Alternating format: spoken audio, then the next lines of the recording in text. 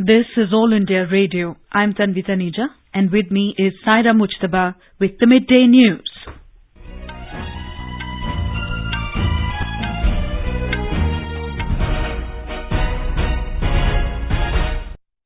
The headlines. External Affairs Minister Dr. S. Jaishankar holds bilateral meeting with his Japanese counterpart in Tokyo. Says special partnership between India and Japan can make a big difference in post-COVID recovery. Political activities gain momentum in Bihar with just one more day left for filing of nominations for the first phase of state assembly elections. In Tamil Nadu, ruling AIADMK announces incumbent Edappadi Palaniswamy as chief ministerial candidate for 2021 assembly elections. IRCTC to restart first set of private Tejas Express, Lucknow New Delhi and Ahmedabad Mumbai trains from 17th of this month. Country's COVID-19 recovery rate crosses 85%.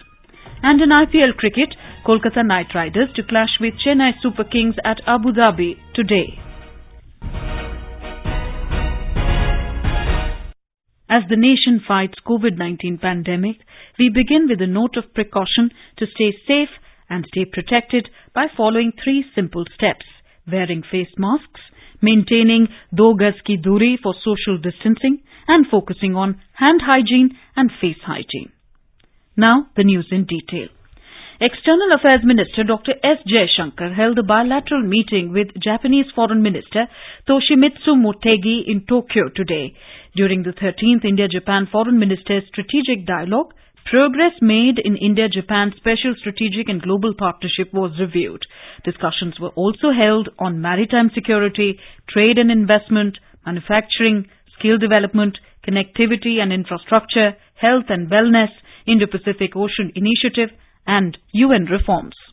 In a series of tweets, Mr. Jaishankar said a special partnership between India and Japan can make a big difference in post-COVID recovery, and our shared commitment can help realize stability, security and prosperity in the Indo-Pacific. Highlighting the need for robust digital and cyber-security systems, both the ministers welcomed the finalization of the text of Cyber-Security Agreement. The agreement promotes cooperation in capacity building, research and development in the areas of critical information infrastructure, 5G, Internet of Things and artificial intelligence. Mr. Jaishankar and Mr. Motegi agreed that the strong and enduring partnership between the two countries will play a pivotal role in overcoming challenges posed by the COVID-19 pandemic. Both the ministers emphasized that a free, open and inclusive Indo-Pacific region must be based on diversified and resilient supply chains. They welcomed the Supply Chain Resilience Initiative between India, Japan, Australia and other like-minded countries. The External Affairs Minister today also met Foreign Minister of Australia, Marise Payne, in Tokyo. The ministers reviewed the progress in the bilateral ties after the virtual summit between Prime Ministers of India and Australia. They also discussed on expanding cooperation in global affairs and regional issues. In a tweet, Mr. Jaishankar said both countries will work together more closely in multilateral forums. In Bihar, political activities have gained momentum in poll-bound assembly constituencies with just one more day left for filing of nominations. So far, 154 candidates have filed their nominations for the first phase of state assembly elections. The scrutiny of nominations will take place on Friday. In all, 71 constituencies spread over 16 districts will go to polls on 28th of October. Meanwhile, BJP has released its list of 27 candidates for the first phase. JDU, RJD and Congress candidates have also started filing their nominations. In the National Democratic Alliance, two major constituent parties announced their seat-sharing deal yesterday. In the 243-member State Assembly, the BJP is contesting on 121 seats and its partner JDU will be fielding candidates for 122 seats. On the other hand, in the Grand Alliance, the RJD is contesting on 144 seats, while Congress candidates will be contesting for 70 seats. The new allies of the Grand Alliance, that is CPI-ML, CPI and CPM, have altogether got a chunk of 29 seats. More from our correspondent. Every day, new political developments are taking place in Bihar. BJP has struck alliance with Mukesh Sahni-led Vikashshil Insan Party (VIP). The party will give seats to VIP from its own quota. On the other hand, Jharkhand Mukti Morcha (JMM) has announced its separation from RJD, citing seat-sharing difficulties. The JMM will contest on 7 assembly seats. Former Union Minister Upendra Kushwaha-led Rashtriya Lok Samta Party (RLSP) has explored new political partner in the state. The RLSP has collaborated with Asaduddin Owaisi-led AIMIM Party. Dharmendra Kumar Rai, AIR News, Patna. In Tamil Nadu, the ruling AIADMK has announced the incumbent Edapadi Palaniswamy as the chief ministerial candidate for the 2021 assembly elections. The major announcement was made by the party coordinator O. Pannirselvam today in Chennai. An 11-member steering committee to look after the party affairs has also been unveiled. More from our correspondent. Within the AIADMK, a perceived leadership tussle between Mr. Edapadi Palaniswamy and Mr. Pannirselvam continued to make headlines in the state for quite some time. The loyalists of both the camps were making statements projecting their leaders. Hectic parleys were being made between the two camps before and after the September 18 Executive Council meeting of the party to resolve the issues over the chief ministerial candidacy and the party leadership. It has led to the truce by way of Mr. O. Pannirselvam himself announcing the present incumbent Mr. Edapadi Palaniswamy to be the CM candidate for the forthcoming elections. Mr. Pannirselvam's demand for the formation of the 11-member steering committee has also been accepted as a compromise formula between the two factions. Elections are due in the state in the first half of next year. Jai Singh, AIR News, Chennai. Housing and Urban Affairs Secretary Durga Shankar Mishra today launched the Application Programming Interface, integration between the PM Swanidhi portal and the State Bank of India portal to ease processing of loan applications. This integration will facilitate seamless flow of data between the PM Swanidhi portal and SBI's e-Mudra portal in a secure environment and expedite the loan sanctioning and disbursement process, which will benefit the street vendors seeking working capital loan under the scheme. The ministry is implementing Prime Minister Street Vendors Atmanirbhar Nidhi PM Swanidhi scheme since 1st of June this year for providing affordable working capital loan to street vendors to resume their livelihoods that have been adversely affected due to COVID-19 lockdown. The scheme targets to benefit over 50 lakh street vendors who had been vending on or before 24th of March this year in urban areas. Under the scheme, the vendors can avail a working capital loan of up to 10,000, which is repayable in monthly installments in the tenure of 1 year. The ministry said as on yesterday, over 20,50,000 loan applications have been received under the PM Swanidhi scheme. Out of these, over 7,85,000 loans have been sanctioned and over 2,40,000 loans disbursed.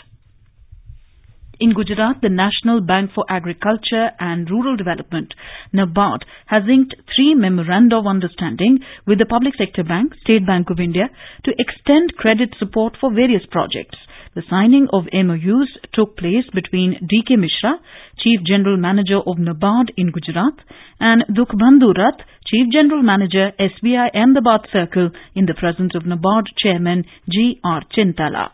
The MOUs were signed for financing joint liability groups and self-help groups support credit inflows to farmer producer organizations and economic support for watershed development projects.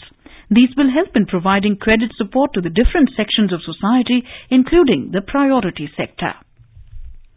The Central Board of Direct Taxes, CBDT, has issued refunds of over 1,21,607 crore rupees to more than 35,93,000 taxpayers between 1st of April to 6th of October this year. The CBDT said income tax refunds of 33,238 crore rupees have been issued in over 34 lakh cases, and corporate tax refunds of over 88,000 crore rupees have been issued in over 1,83,000 cases. In the Union Territory of Jammu and Kashmir, 3 terrorists were killed in a night-long encounter that took place between security forces and terrorists at village Sughan of Zainapura belt in South Kashmir's Shopian district. A senior police officer said that 3 unidentified terrorists have been killed, while the search operation is on in the area. He further said that terrorists were repeatedly asked to surrender. However, they fired upon the security forces, which was retaliated and resulted in the killing of the 3 terrorists. Earlier, a joint team of police, Army's 44 Rashtriya Rifles and CRPF launched a coordinated search operation on specific information about the presence of terrorists in Sugan area last night. As the joint teams of security forces approached towards the suspected spot, the hiding terrorists fired upon them, which was retaliated, triggering an encounter. Meanwhile, as a precautionary measure, internet services have been snapped in district Shopian. The Supreme Court today said that occupying public places like Shaheen Bagh for protest is not acceptable and such a space cannot be occupied indefinitely. The top court's verdict came on a plea against the Anti-Citizenship Amendment Act protest, which had led to blocking of a road in Shaheen Bagh in the national capital last December. A bench headed by Justice S.K. Kaul held that public places cannot be occupied indefinitely like during the Shaheen Bagh protest. The bench also said that the Delhi police ought to have taken action to clear Shaheen Bagh area from the protesters. The Bombay High Court today granted bail to actor Riya Chakrabarti, who has been arrested in a drugs case linked to the death of Sushant Singh Rajput by the Narcotics Control Bureau (NCB). However, the court rejected the bail plea of her brother Shavik Chakrabarti. The court granted bail to Riya on personal bond of 1 lakh rupees. Both Riya and Shavik have been arrested by the NCB in connection with a drugs case related to Sushant Singh Rajput's death case. The court has also told Riya to mark her presence for 10 days at the nearest police station after release, deposit her passport, not travel abroad without court's permission, and inform the investigating officer if she has to leave Greater Mumbai. You are listening to the Midday News on All India Radio. A reminder of the headlines before we move on. External Affairs Minister Dr. S. Jaishankar holds bilateral meeting with his Japanese counterpart in Tokyo. Says special partnership between India and Japan can make a big difference in post-COVID recovery. Political activities gain momentum in Bihar with just 1 more day left for filing of nominations for the first phase of state assembly elections. In Tamil Nadu, ruling AIADMK announces incumbent Edapadi Palaniswamy as chief ministerial candidate for 2021 assembly elections. IRCTC to restart first set of private Tejas Express, Lucknow, New Delhi and Ahmedabad, Mumbai trains from 17th of this month. Country's COVID-19 recovery rate crosses 85%. And in IPL cricket, Kolkata Knight Riders to clash with Chennai Super Kings at Abu Dhabi today. For quick news updates round the clock, follow us on our Twitter handle at AIR News Alerts. 3 steps to stay protected and stay safe from COVID-19. Wear face mask, 2 gaz ki duri to maintain social distancing, maintain hand and face hygiene.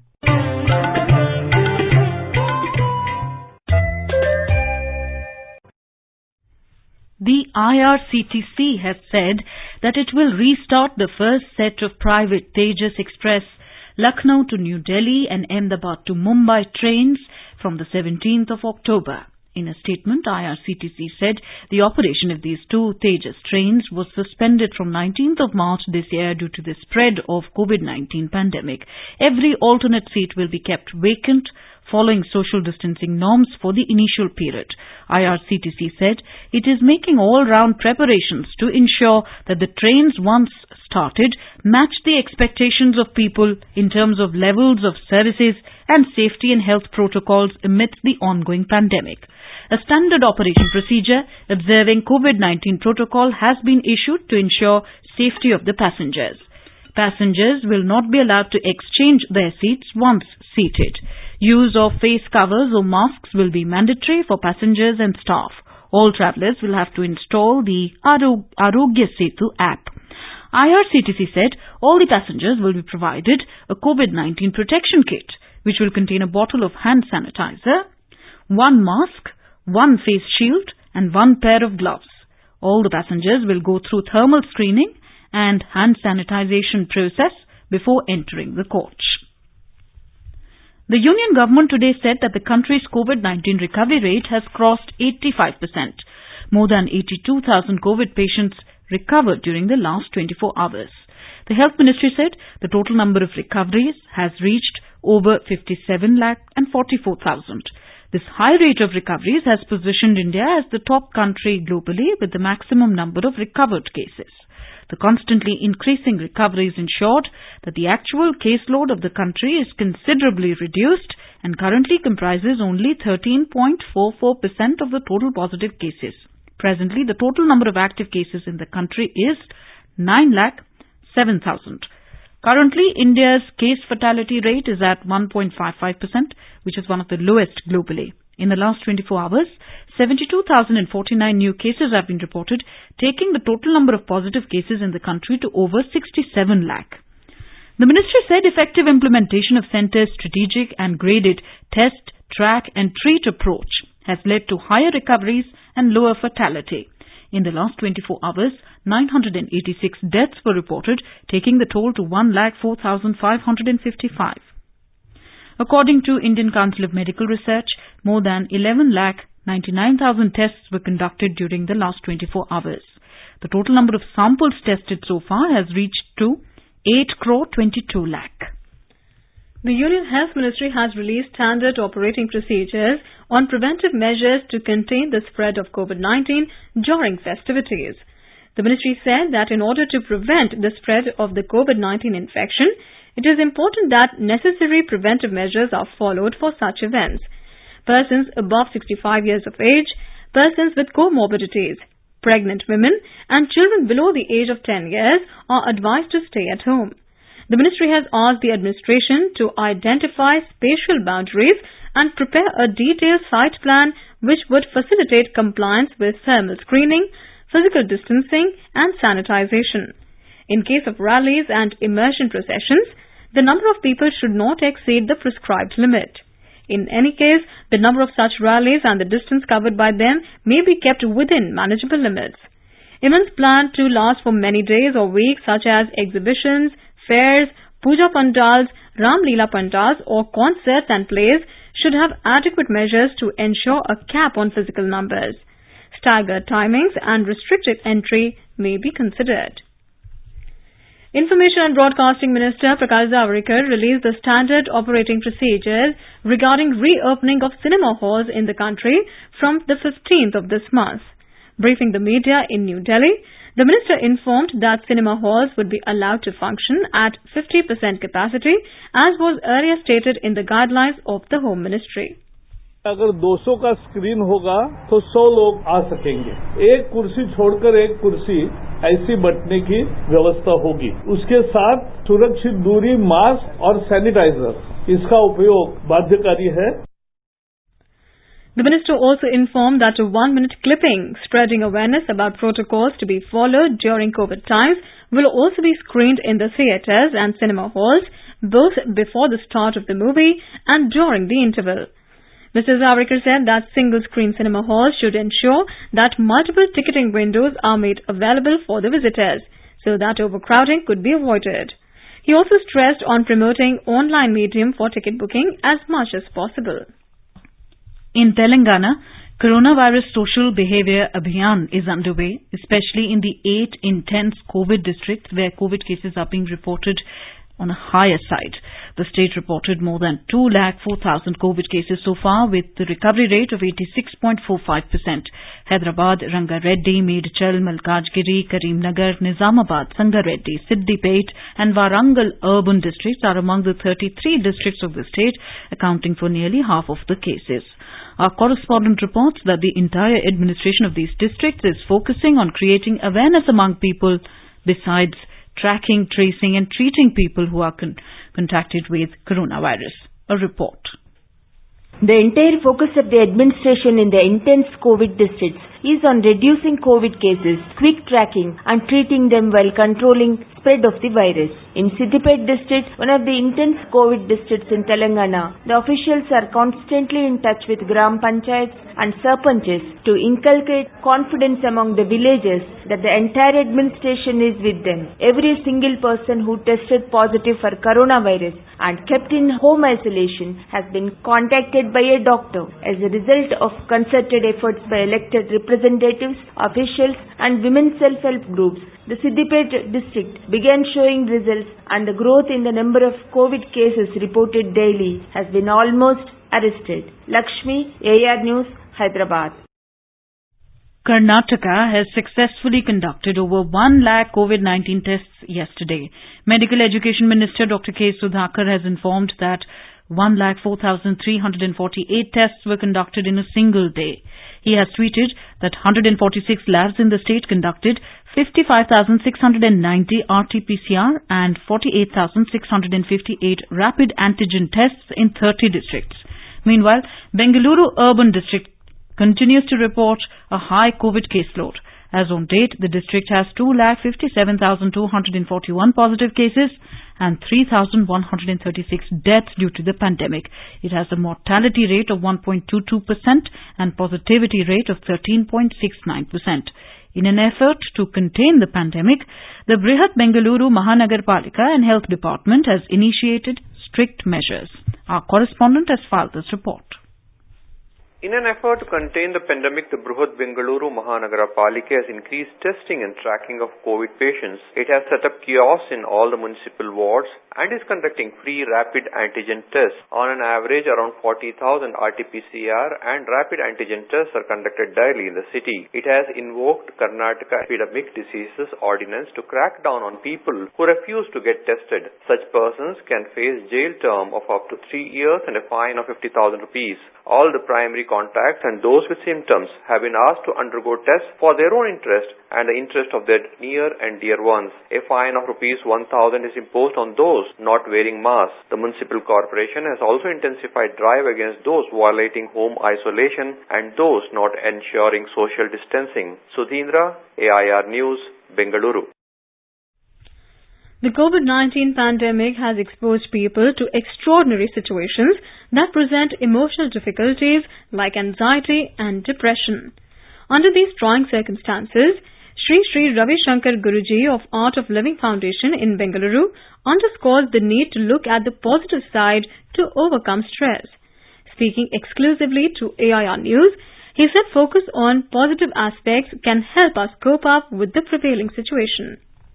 COVID-19 situation is a very peculiar situation. But there is some good thing also happening because of this situation. It's not all 100% bad. The good thing is the nature is rejuvenating itself. That we should have a planned lockdown every year for 1 week and allow nature to rejuvenate. Now, nature gave you a lot of time. Sit and do all those which you have been postponing and not wanting to do. Now is not the time for competition but for cooperation. Cooperate, help each other, come together and rebuild the economy. Olympic medalist wrestler Sushil Kumar has appealed to the people to wear face masks and follow social distancing whenever they step out of their homes to check the spread of COVID-19. Talking to AIR News, Sushil Kumar also urged people to follow government guidelines on COVID.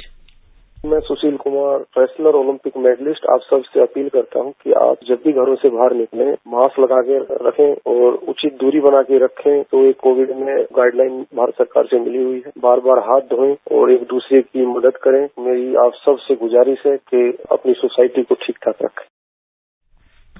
2 Mumbai-based startups were declared winners at the first National Startup Awards 2020 yesterday, while Taral Tech Solutions Private Limited won the award in Urban Services category. Wealthy Therapeutics won the award in the Healthcare category. After Karnataka, Maharashtra had the maximum number of startups applying for this prestigious award. Our correspondent reports India is the top 3rd country in the world in terms of the number of startups.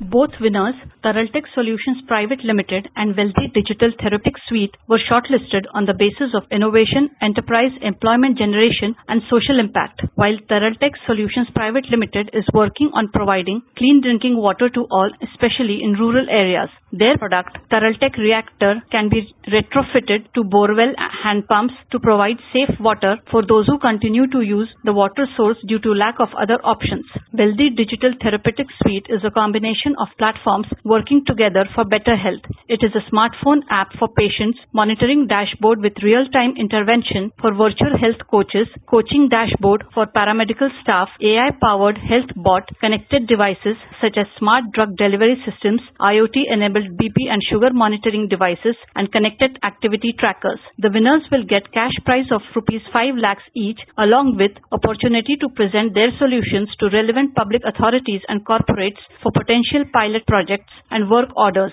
Sonali Ghadiyar Patil, AIR News, Mumbai. In Assam, Sahara, a hyper-local tech startup of the students of Indian Institute of Technology, Guwahati, have developed a mobile application that lets offline business owners create synergy with customers and potential business partners on a global platform with the power of digitalization. Inspired by the Atmanirbhar Bharat initiative, this entrepreneurial endeavor is determined to deliver Make in India solutions by providing the best services to people. Vice President M. Venkaiah Naidu has greeted personnel of the Rapid Action Force RAF on the organization's 28th Raising Day.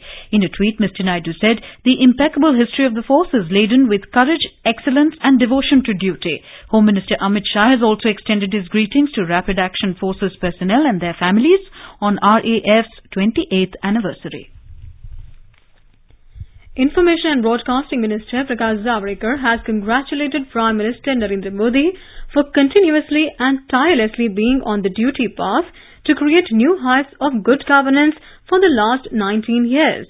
In a tweet, Mr. Javadekar said that Mr. Modi has served for 4,607 days as the Chief Minister of Gujarat and 2,334 days as the Prime Minister.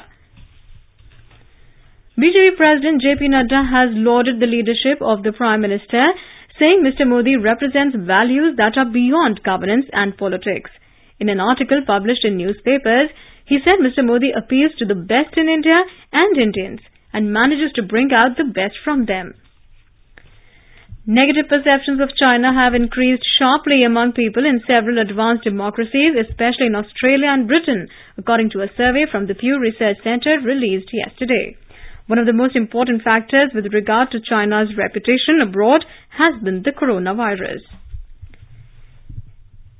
In Indian Premier League cricket, Kolkata Knight Riders will face Chennai Super Kings in Abu Dhabi today. The match will start at 7:30 this evening. Last night, Mumbai Indians rode on pacer Jasprit Bumrah's 4-wicket haul and Surya Kumar Yadav's blistering unbeaten 79 to thrash Rajasthan Royals by 57 runs in Abu Dhabi.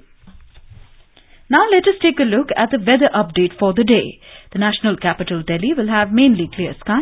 The minimum temperature was recorded at 19 degrees Celsius and maximum is expected to be around 36 degrees.